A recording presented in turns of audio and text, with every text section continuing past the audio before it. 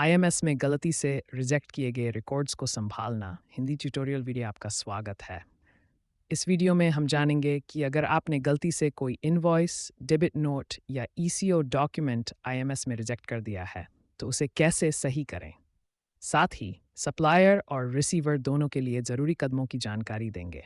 वह बताए, गलती से रिजेक्ट हुए डॉक्यूमेंट्स पर आईटीसी कैसे लें। स्थिति है कि रिसीवर ने सही डॉक्यूमेंट को गलती से रिजेक्ट कर दिया और उसी टैक्स पीरियड की जीएसटीआर 3B भी फाइल कर दी। सुनिए, रिसीवर को सप्लायर से रिक्वेस्ट करनी चाहिए कि वही डॉक्यूमेंट फिर से रिपोर्ट करें उसी पीरियड की जीएसटीआर 1A में या अगले पीरियड की जीएसटीआर 1 आईएफएफ के अमेंडमेंट टेबल में। सप्लायर को वही डॉक्यूमेंट दोबारा फाइल करना होगा।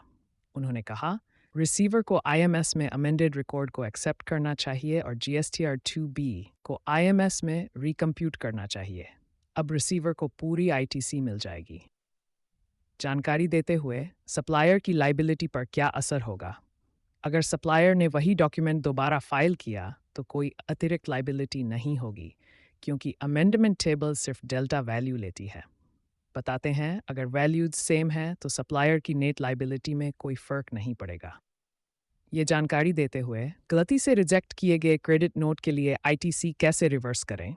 रिसीवर ने सही क्रेडिट नोट को रिजेक्ट कर दिया और जीएसटीआर 3B फाइल कर दी। इस समस्या का समाधान है कि रिसीवर सप्लायर से रिक्वेस्ट करें कि वही क्रेडिट नोट फिर से फाइल करें। सुझाव देते हुए रिसीवर को आईएमएस में अमेंडेड सीएन को एक्सेप्ट करना चाहिए और जीएसटीआर 2B रिकम्प्यूट करना चाहिए। आईटीसी उतनी ही वैल्यू से घट जाएगी जितनी सीएन की थी। जानकारी देते हैं, सप्लायर की लाइबिलिटी पर क्रेडिट नोट रिफाइलिंग का असर। रिसीवर द्वारा रिजेक्शन के कारण सप्लायर की लाइबिलिटी बढ़ जाती है।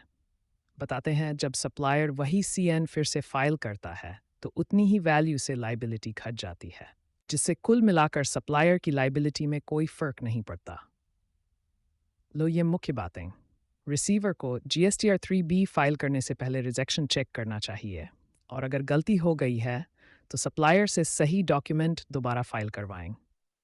अभी जानकारी देते हैं, सप्लायर को अमेंडमेंट टेबल के जरिए वही डॉक्यूमेंट दोबारा फाइल करना चाहिए और सभी अमेंडमेंट्स जीएसटी कानून में निर्धारित समय सीमा के अंदर ही करने चाहिए। ये प्रो टिप है, आईएमएस डैशबोर्ड को रेगुलर चेक करें ताकि कोई मिसमैच जल्दी पकड़ में आ जाए।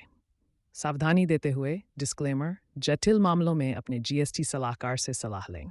अंत में, please like, subscribe and press bell icon.